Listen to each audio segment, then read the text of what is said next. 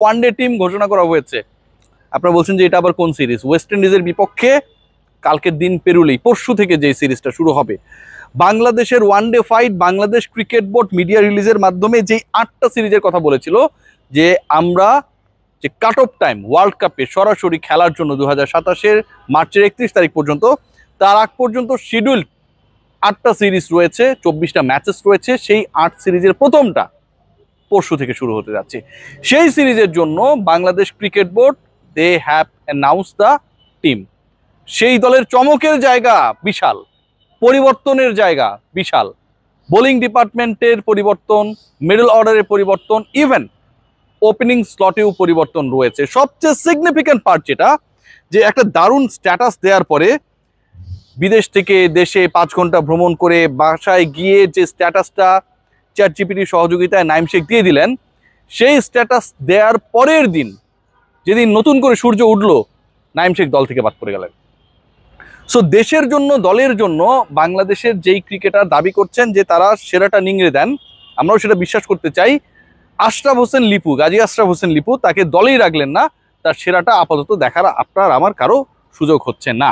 নাইম শেখ নিশ্চয়ই তার পরিবর্তে যিনি দলে ঢুকেছেন, যিনি সুযোগ পেয়েছেন, তাকে অ্যাপ্রিসিয়েট করবেন তার পরবর্তী স্ট্যাটাসে। দলে পরিবর্তনের জায়গা বলছি বিশাল, এবং চমকের জায়গাটাও বিশাল। খেয়াল করে দেখবেন যে সৌম্য সরকারকে নিয়ে অনেক আলোচনা হচ্ছিল, লিটন কুমার দাসকে নিয়ে অনেক আলোচনা রয়েছে।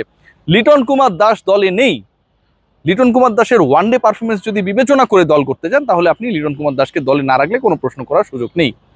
কিন্তু লিটন কুমার দাসের সাম্প্রতিক সময়ের ফর্ম, ডিফারেন্ট ফর্মেট হোক সেটা, তার ক্যাপ্টেন্সি, মাঠে ইনভলভমেন্ট, সবকিছু বিবেচনায় লিটন কুমার দাসের দলে থাকাটা গুরুত্বপূর্ণ ছিল। লিটন কুমার দাস কেন নেই? কারণটা হচ্ছে ওই যে ইনজুরি, তার যে ইনজুরি, সাইড স্ট্রেনের ইনজুরি, সেই ইনজুরি থেকে এখন পর্যন্ত লিটন কুমার দাস সুস্থ হননি। প্রপারলি ব্যাটিংটাও শুরু করার অবস্থায় লিটন কুমার দাস নেই। সো লিটন কুমার দাস বাংলাদেশ ঘোষিত স্কোয়াডেও নেই। উইন্ডিজের এগেনস্টে বাংলাদেশের মহাগুরুত্বপূর্ণ সিরিজে লিটন কুমার দাস থাকতেন না। সৌম্য সরকার ব্যাক করেছেন। সৌম্য ব্যাক করায় যে হিসাবটা দাঁড়িয়েছে, বাংলাদেশ টিমে ওপেনার এখন 3 জন।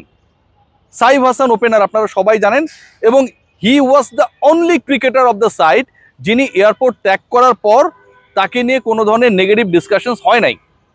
কেন হয় নাই? পারফরমেন্সের কারণে হয় নাই। যেই অর্ডারই তাকে খেলান না কেন, যে ফর্মেটই তাকে খেলান না কেন, ultimately Saif did his best. So Saif Hasan, he is the cricketer, he is the only one যাকে নিয়ে সবার একটা সন্তুষ্টির জায়গা রয়েছে, যার চেষ্টা, যার প্রসেস নিয়ে কোনো ধরনের ডিবেট নেই।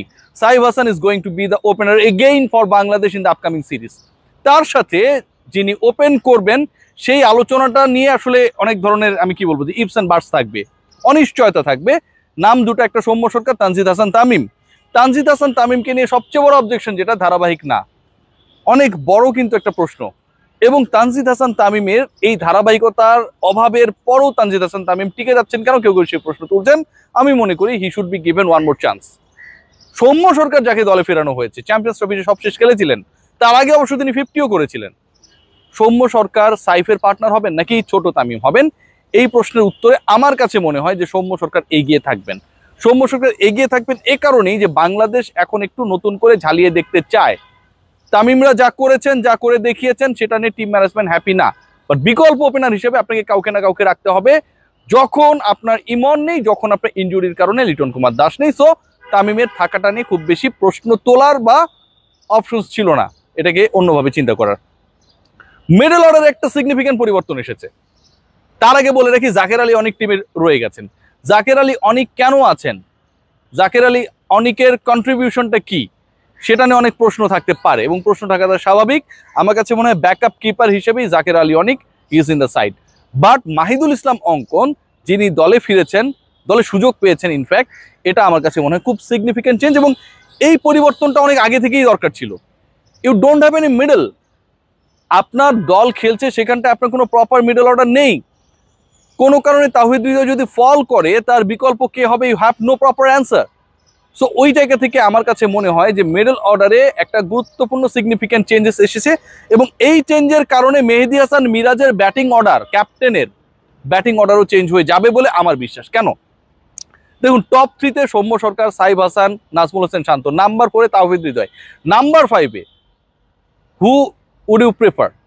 এখানটায় কয়েকটা অপশন রয়েছে। মেহেদী হাসান মিরাজ লাস্ট সিরিজে খেলেছেন ওই পজিশনে, এখানে রয়েছেন মাহিদুল ইসলাম অঙ্কন, নুরুল হাসান সোহান। আই উড প্রেফার যে মাহিদুল ইসলাম অঙ্কন হি শুড বি নাম্বার 5। নাম্বার 5 সে হোক। নাম্বার 6 and 7 ওই জায়গাটায় নুরুল হাসান সোহান আর মেহেদী হাসান মিরাজ, এই দুকে নিয়ে যদি আলোচনা করেন, আমি সোহানকে 6 খেলিয়ে 7-এ খেলাতে চাইবো মিরাজকে। এটা আমার ইচ্ছা, আমি মনে করি তাই মিরাজ ওই জায়গাটায় অনেক প্রেশারলেস ক্রিকেটটা খেলে। সো বাংলাদেশ দলের এটাই হচ্ছে আলটিমেট ব্যাটিং অর্ডার, এবং এই ব্যাটিং অর্ডারে মিডল অর্ডারে এখনো কোনো বিকল্প নেই। ইন্টারেস্টিং পার্ট যেটা, মাহিদুল অঙ্কনকে যদি 5-এ খেলান, আপনি যদি 4-এ তাওহিদ হৃদয়কে খেলান, তাহলে আপনার মিডল অর্ডারের বিকল্প কে? নেই, নো ওয়ান। জাকের আলী অনেক নাম্বার 5 না, তাকে যদি আমি 11-এ না রাখি অথবা রাখি, তিনি কি নাম্বার 5? ডেফিনেটলি না। শামীম হোসেন পাটোয়ারিও নাম্বার 5 না। সো আমার নাম্বার 4 and 5 এর কোনো বিকল্প নেই। গাজী আশরাফ হোসেন লিপু আরো একবার উল্টাপাল্টা একটা টিম করেছেন যেখানটায় নাম্বার 5 নেই। সেকেন্ড পয়েন্ট যেটা, সেটা হচ্ছে if you are having Nurul Hasan Sohan, if you are having Jaker Ali Anik, if you are having Shamim Hossain Patwari in the squad, it seems like it's too much. আপনি টেলকে খুব বেশি গুরুত্ব দিতে গিয়ে মিডলকে তো আপনি ফাঁকা করে ফেলেছেন।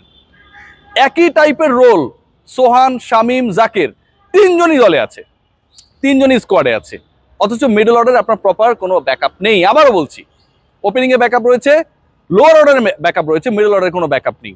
সো ওই জায়গাটা আমার কাছে মনে হয় যে তিনজনকেই রাখার গুরুত্বটা আমি গুরুত্বপূর্ণ মনে করি না। এটা আমার চয়েস, এবং সেখানটায় অন্তত একজন বাদ পড়তে পারতো, সেটা শামীম হতে পারে, সেটা জাকের হতে পারে, এবং যেহেতু সোহান কিপিং করবে তিনি তো থাকবেনই, মিডল অর্ডারে ওই জায়গাটা আমরা কাউকে শিফট করতে পারতাম। 4 জন পেসার মুস্তাফিজ, তাসকিন, তানজিম সাকিব, হাসান মাহমুদ দলে রয়েছেন, এবং স্পিনার 3 জন।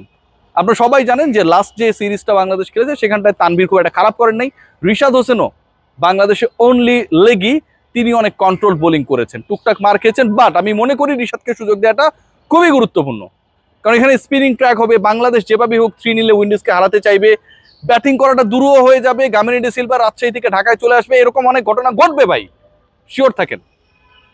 সেই জায়গায় স্পিনিং ট্র্যাকে you need to use your leg spinner to see তিনি কিভাবে অ্যাপ্লাই করতে পারেন। মেহেদী হাসান মিরাজ নিজে একজন স্পিনার, ওর সাথে আরো 2 জন থাকছে, এবং বাংলাদেশের স্কোয়াডে আলটিমেটলি 11-এ আলটিমেটলি 4 জন ক্রিকেটার যারা বোলিং করবে, এদের থাকা নিয়ে কোনো ডাউট নেই। এবং এই 4 জন হচ্ছেন মেহেদী হাসান মিরাজ নিজে ক্যাপ্টেন, তার সাথে রয়েছেন আপনারা সবাই জানেন রিশাদ হোসেন, তানভীর ইসলাম এবং মুস্তাফিজুর রহমান, তিনিও একজন কিছুটা ফাস্টেস্ট স্পিনার হিসেবে খেলবেন আপকামিং সিরিজে। Mustafiz is going to be very much threatening for the opponent. So মুস্তাফিজের সাথে পেস ডিপার্টমেন্টে বাকি 3 জনের মধ্যে খেলবেন একজন, তাসকিন, তানজিম সাকিব আর হাসান মাহমুদ। চান্সের জায়গা থেকে আমার কাছে মনে হয় তাসকিন এগিয়ে থাকবেন। সো বাংলাদেশের স্কোয়াড খুব একটা খারাপ হয়নি। এই স্কোয়াডে সবচেয়ে বড় গ্যাপের জায়গা হচ্ছে মিডল অর্ডারে বিকল্প না থাকা, সবচেয়ে বড় চমকের জায়গা হচ্ছে এত দারুণ একটা স্ট্যাটাস দেওয়ার পরেও নাইম শেখের বাদ পড়া, সবচেয়ে অপশনাল জায়গা যেটা সেটা হচ্ছে লোয়ার মিডলে মানে টেলে 3 জনকে একই টাইপের ক্রিকেটারকে রেখে দেওয়া, এবং সৌম্য সরকারের ইনক্লুশন। দেখা যাক শেষ পর্যন্ত বাংলাদেশ কি করে। উইন্ডিজের বিপক্ষে বাংলাদেশের লাস্ট 8 সিরিজের প্রথমটা শুরু হতে যাচ্ছে পরশু। Take great care.